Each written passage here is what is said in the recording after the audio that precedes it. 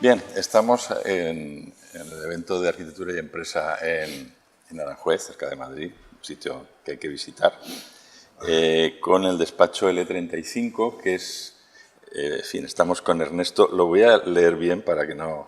Ernesto Klingenberg, que debe ser de origen nórdico. Alemán. Alemán, sí.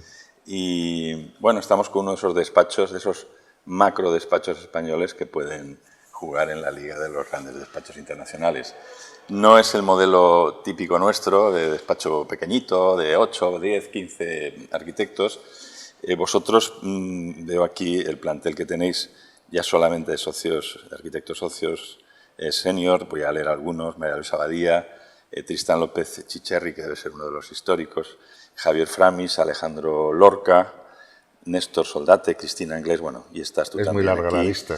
Es inmensa, y además luego hemos intentado seguir un poco el rastro de los que ya tenéis como contratados y demás. Es una lista que yo creo que estáis en la liga de Foster, por lo menos, ¿no? No. Bueno, proyectos vuestros emblemáticos, que ahora si quieres nos podrás contar alguno más, pero bueno, está la intervención en el Santiago Bernabéu. Tenéis en Burdeos un Ginkgo, ¿no?, que es un centro también muy interesante. Sí. Torre Brooklyn, que está en el papel, se quedó en el papel de momento, bueno, pero es un proyecto muy bonito y muy ambicioso. La estación está así, ¿no? La estación de Roma sí que la tenéis. La Termini, sí. La Termini también, bueno, sí. Y muchos proyectos en un montón de ciudades.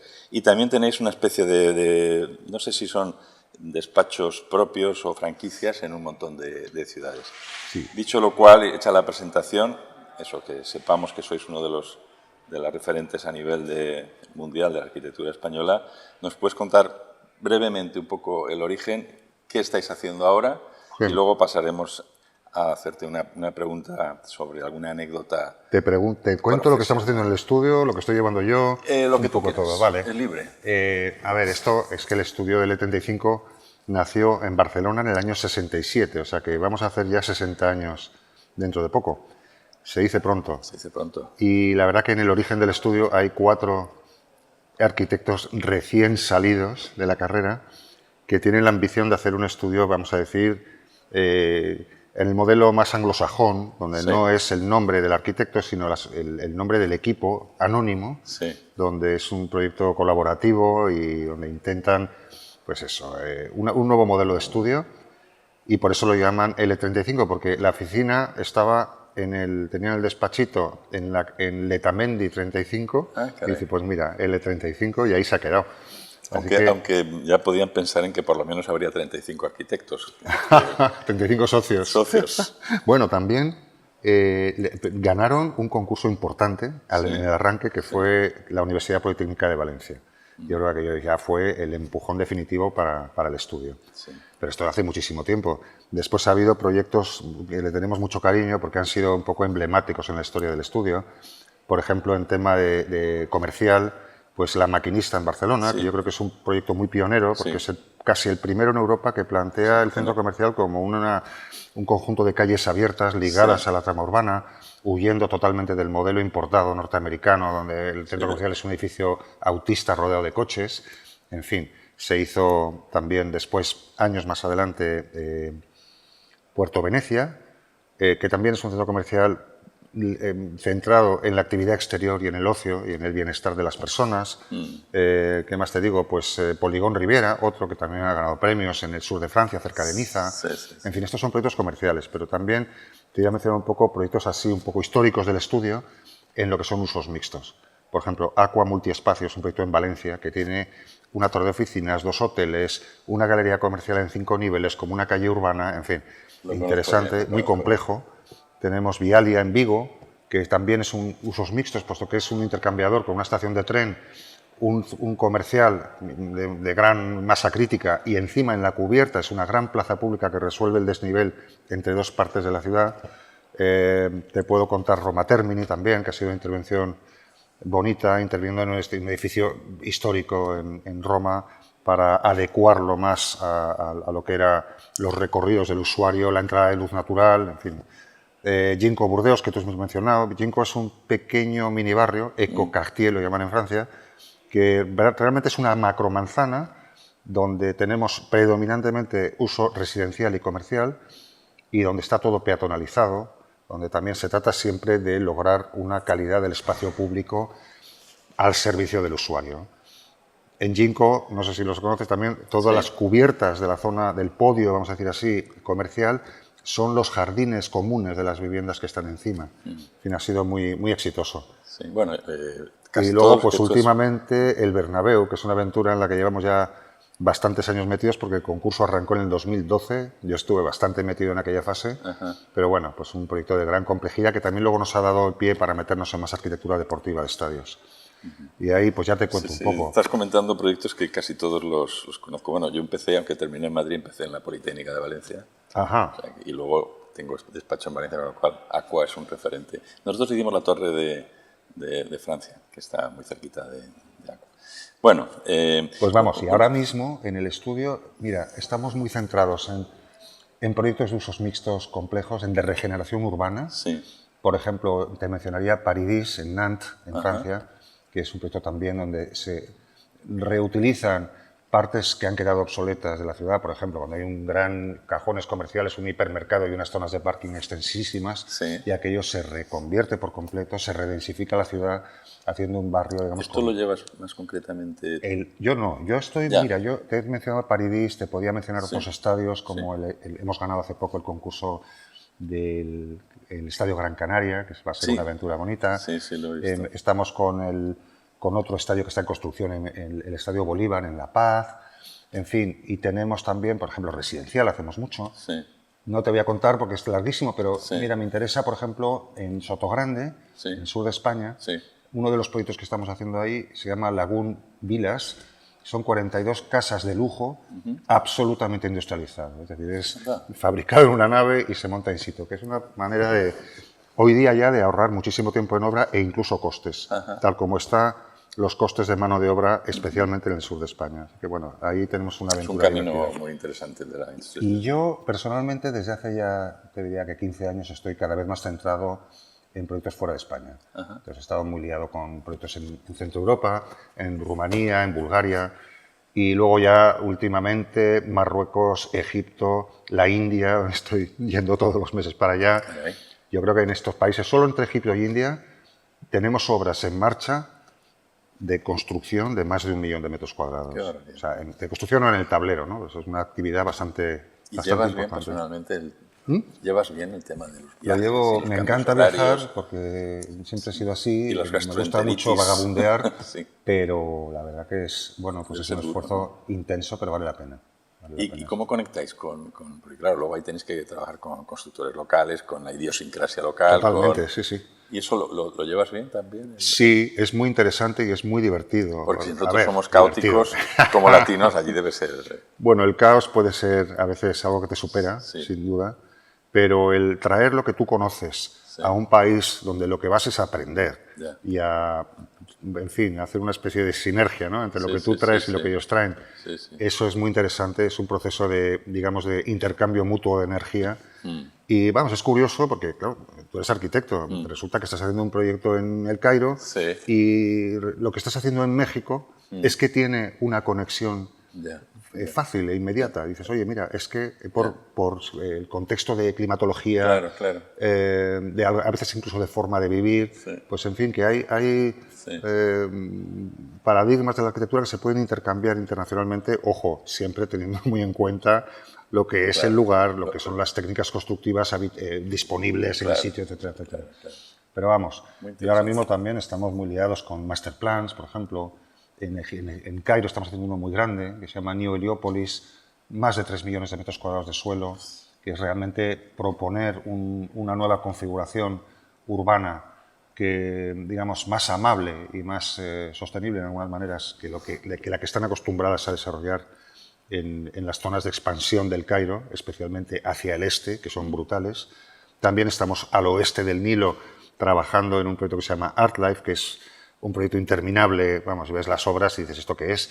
Son un paseo peatonal de casi 1 kilómetro de largo, con un rosario de edificios, de oficinas, de apartamentos, hoteleros, y todo esto con un podio, obviamente, comercial. Bueno, en fin, esto es muy divertido y y te podría contar. Mira, cuéntanos una anécdota. Una anécdota.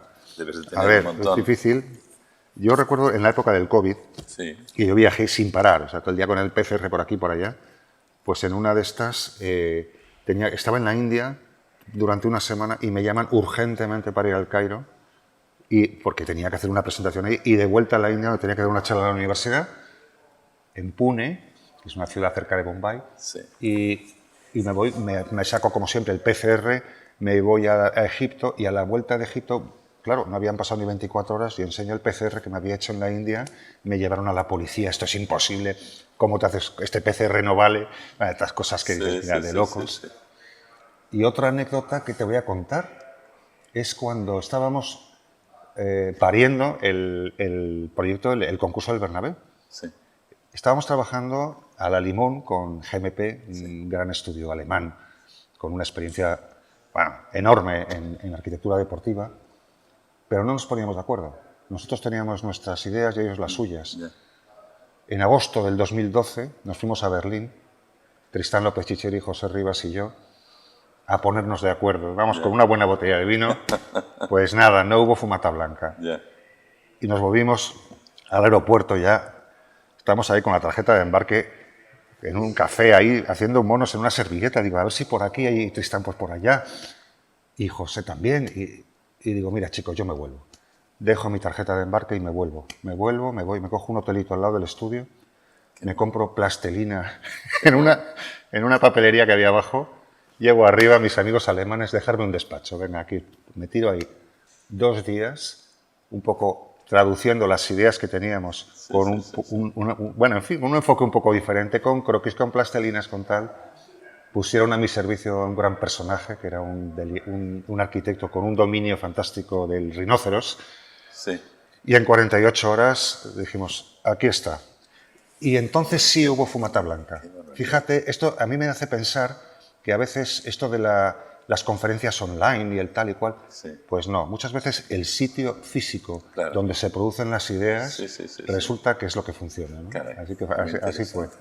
Muy interesante. Pues nada, vamos al famoso test. Bueno, vamos allá. ¿Con qué arquitecto clásico actual te tomarías un café y de qué hablarías? ¿Qué te gustaría? Pues me tomaría muchos porque soy muy cafetero. Ah. Pero yo me iría al pasado, porque Sí. me fascina. Sí. Y no sé decirte uno solo, pues yo qué sé. Mira, hablaría con Ictinios y Calícrates a que me expliquen cómo narices hacen un podio de piedra en el Partenón alabeado, curvado, para sacar el agua afuera, y luego ponen las columnas de piedra a huesos sobre la superficie milimétricamente curvada. Digo, vamos a ver, me lo vais a explicar, porque esto yo no lo sé hacer ni con Revit, vamos, o sea, no se puede, ¿no? Hablaría a lo mejor con uno mucho menos conocido, que es Antonio de Andrade, arquitecto del convento de Santo Domingo en Santiago de Compostela, que tiene una triple escalera helicoidal, ¿sabes? Como 3 hélices enroscadas. Sí, sí, sí. Absolutamente increíbles, porque todos los peldaños son autoportantes. Dices, ¿esto cómo es posible que se sujete cuando estás allí? Y te diría, vamos a ver, esta técnica artesanal del arquitecto que lo sabe todo y que hoy día ya el arquitecto no puede saberlo de todo, pero antes sí lo sabían, ¿no? Y ya mucho más cerca, pues me iría a ver a Antonio Palacios, a su estudio. Ahora hay una exposición que termina en 3 días, que hay que ir a verla, ¿no?, en el Palacio Correos. Sí, sí, sí. Y le preguntaría por todo, enséñame tus croquis, tus planos de detalles, cómo lo has hecho, ¿no? Tú has visto las pasarelas de pavés que hay allí, que digo, claro. Esto con una técnica constructiva netamente del siglo XX, con estas pasarelas de vidrio que no tienen nada que envidiar a la T4, a las pasarelas de Richard Rogers, pero con una elegancia y una audacia que por encima, o sea, y en 1911, claro, pues es fascinante. Es una época en la que todavía no había fisurado la arquitectura, porque a partir de la Segunda Guerra Mundial yo creo que... Y fíjate, cuando paseas por una ciudad y te das cuenta de la diferencia constructiva, ¿no? Cómo están hasta esos pináculos que hay arriba coronando, todo, que no se caen, que no llevan armadura de hierro. Claro. Los morteros. Bueno, que no llevan armadura de hierro habría que verlo, porque luego ves las fotos de obra, que son escasísimas, de cuando se hizo todo esto, y ves que es una arquitectura... Vamos, con acero y hormigón armado y grapas en la piedra y tal, o sea, es complejísima. Complejísima. ¿Qué proyecto de arquitectura has visitado en algún viaje y te ha emocionado más? Que me ha emocionado muchísimos, pero por abreviar ahora mismo, mira, Santa Sofía en Estambul. Dices, hablas del interior, ¿no? De la experiencia de entrar ahí dentro y ver cómo... vamos, absolutamente... Una tipología o proyecto que os quede, bueno, yo creo que ninguno, que os quede por hacer. Que nos quede por hacer, me pillas ahí porque no sabría contestarte ahora mismo. ¿Por una iglesia o una... Mira, bien dicho. Bien dicho. ¿Sabes qué pasa? Que hemos hecho y hacemos muchas tipologías, casi te diría que de todo lo que se nos ponga por delante. Pero aunque nos quedan cosas por hacer, yo creo que lo que es más bonito de nuestra profesión quizá es la aventura de enfrentarte a cualquier proyecto, grande o pequeño y de cualquier tipología, y eso es lo bonito, ¿no? Y en eso estamos. Sí, sí, sí. ¿Cómo crees que nos valora la sociedad, si tuvieras que puntuarla? Pues no lo sé. En general, y con gloriosas excepciones, los superestrellas internacionales, en general, pobremente. El arquitecto pues es casi un mal menor, ¿no? Que tiene que... un mal necesario, que está ahí. Pero yo creo que la culpa no es del usuario. O sea, si piensas un poco en el estallido de crecimiento urbano a partir de la Segunda Guerra Mundial en todo el planeta y la necesidad de producir edificios muchas veces con unas limitaciones de tiempo, de presupuesto increíbles, estos edificios de copia-pega, que ves lo mismo en Shanghái que en Madrid, dices, ¿pero esto qué es? Entonces, claro, esta arquitectura a veces producida en masa, sin tiempo y, vamos a admitirlo, mediocre, es también, pues ha perjudicado un poco la imagen del arquitecto. ¿Qué le vamos a hacer? Muy bien. ¿Qué querías ser de pequeño? De pequeño quería ser futbolista, pero al segundo partido lo dejé. Y luego he querido ser de todo. He querido ser pescador, carpintero, pianista, viajero y de todo. Y lo que pasa es que ser arquitecto, quitándolo de futbolista, tiene un poquito de cosas. Es lo más completo. Te habrás hecho del Madrid, ¿no? Después de hacer el Bernabéu. Por supuesto. No voy nunca al fútbol y no tengo ni idea, pero me declaro madridista. Recomiéndanos un libro, no hace falta que sea de arquitectura. Un libro que no sea de arquitectura, pues no lo sé. O sea, aunque últimamente uno encuentra cada vez menos tiempo para leer. Sí. Mira, yo disfruté mucho, a mí me encanta la divulgación científica y tengo la gran frustración de no haber estudiado física teórica. Me gustó leer la breve historia del tiempo de Stephen Hawking, un personaje tan admirable que sí. Y hay una secuela ahora reciente de un tipo que se llama Michio Kaku, que es también un físico teórico ya mayor, es el de Harvard, que se llama La ecuación de Dios, que es un poco siguiendo la estela de Hawking, intentar otra vez conciliar esa especie de ecuación que resuelve el universo de un plumazo, ¿no? Y luego ya para desintoxicar y para descomprimir, pues cualquier novelita de Raymond Chandler en el medio. ¿No? ¿Practicas algún deporte o te gusta algún deporte? Me gusta esquiar. ¿Te gusta esquiar? Sí, me encanta y todavía me defiendo. Ya. Tienes cosa en las rodillas ya. Bueno.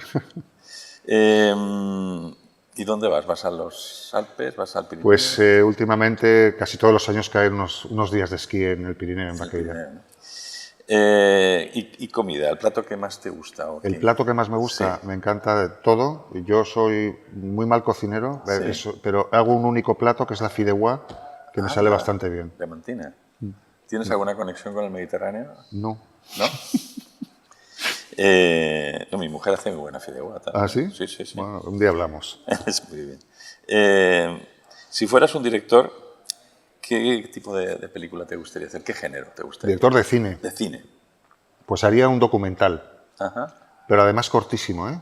Que me da igual el documental, podría ser sobre la vida de la gente en los barrios del Cairo o sobre la playa de San Martín en Asturias, me da igual, pero sería muy cortito, porque yo no sé si a ti te pasa, pero cuando ves los títulos de crédito de un largometraje y aquello empiezan a pasar páginas y páginas, y a mí, vamos, es que me mareo, digo, pues esto es peor que hacer el Bernabéu, vamos, esto es horrible, no me meto. Supongo que habrás hecho buenos amigos, ¿no? Y contactos en tus viajes, ¿no? Con gente de países y de Mira, eso es lo culturas más bonito, ¿no? También, el conocer... ya no solo con los clientes, que a veces, a mí me gustan los clientes con los que acabas siendo amigo.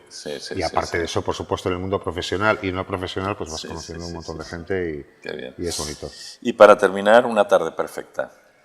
¿Cómo te la imaginas? Bueno, yo tendría casi siempre una taza de café al lado, lo siento.